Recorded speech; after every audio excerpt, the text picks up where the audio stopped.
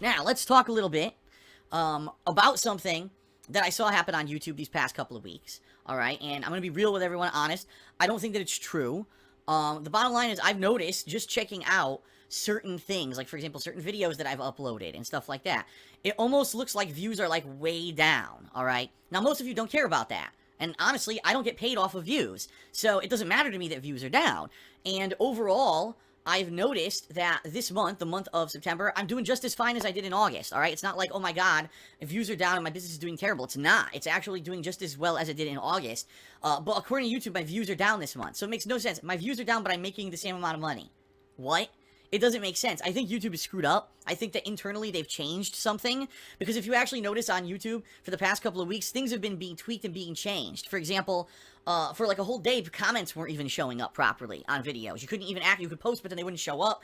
And then all of a sudden they showed up way later. It was really weird, the whole system. There's new tabs now, for me, from someone who uploads. In my pages, there's new, like menus and selections and stuff that weren't there before. And every time YouTube changes something like that, something screws up on the website. Just today, I noticed that my live streams have changed. If you don't know this, the way it used to work on YouTube is that every time I live streamed, it would show up as one continuous video. So if you logged into my live stream to watch me live stream something on DSP Gaming, it would say, like, a ridiculous amount of thumbs up and a ridiculous amount of thumbs down. You're like, Phil just started this stream. How could he have, tens of thousands of thumbs up and thumbs down already? It doesn't make sense. Apparently, I guess what it did, it always considered it as one video. And apparently in the past week, that's changed.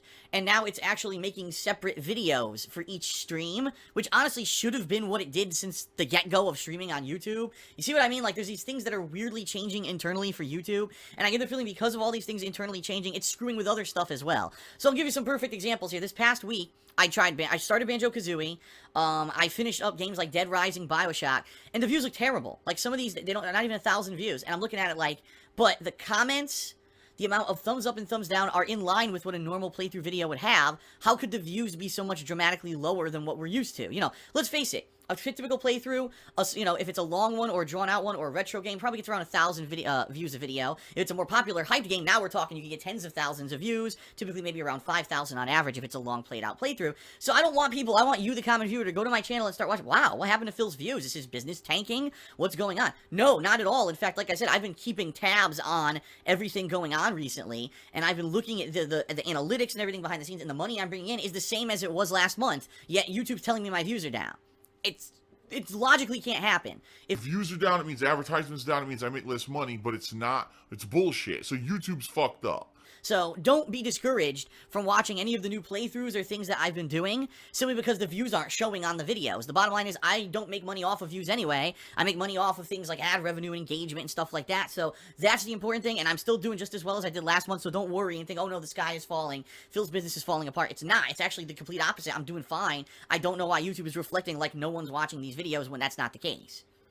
Patreon is coming to a close for this month. Today is the 25th, which means there's only 5 days left to pledge to my Patreon, all right, for the month of September. We're still behind. We haven't hit the goal yet. We're about $75 or something like that away from hitting the goal for the month of September. This month, the big goal is a Halloween marathon. Everyone tells me they want a Halloween marathon. They can't wait to start nominating and voting on games, but we have to hit the goal. So with 5 days left, by the end of September 30th, midnight Pacific time, which is my time zone, we have to have about $75 more pledges in there to hit the goal and to do this upcoming Halloween marathon. So please check it out over at patreon.com/DarkSidePhil for all the details. As little as $1 helps. Last but not least, I did a special vlog this past week. It was actually a vlog about Street Fighter V.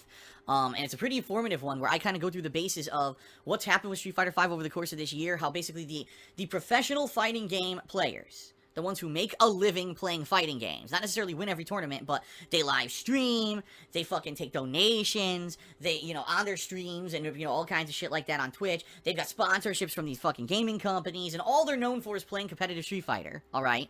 They're basically spinning Street Fighter V to be a much better game than it really is. Street Fighter V is one of the worst competitive Street Fighter games ever created on paper, black and fucking white. If you look at facts of previous Street Fighter games versus this one, you can definitively say it's a piece of crap, alright? But they're spinning it Like, you shouldn't have any negative feelings about the game. You should love it, and you should continue to watch their streams and watch tournaments, because in their minds, if this game fails, Capcom has nothing else to keep anything popular, and fighting games won't be as popular, and they won't be able to do it for a living anymore. They're blatantly spinning it positively and or just flat out fucking lying about the game in order to get popularity and views. I did a whole vlog about this right here on the King of Hate vlogs. Right now, it has over 11,000 views and growing, so if you haven't seen the vlog yet, please give it a look, at least if you're interested in fighting games. It's gonna basically kind of reveal a lot of stuff that's controversial, that I'm sure a lot of people are mad at me that I said it, but I think the people just needed to get some truth. Rather than getting the fucking spin zone bullshit from the competitive FGC, someone had to step up and say the truth about fucking Street Fighter V. The game sucks, and I tell you why in that video, and what to believe and what not to believe, alright?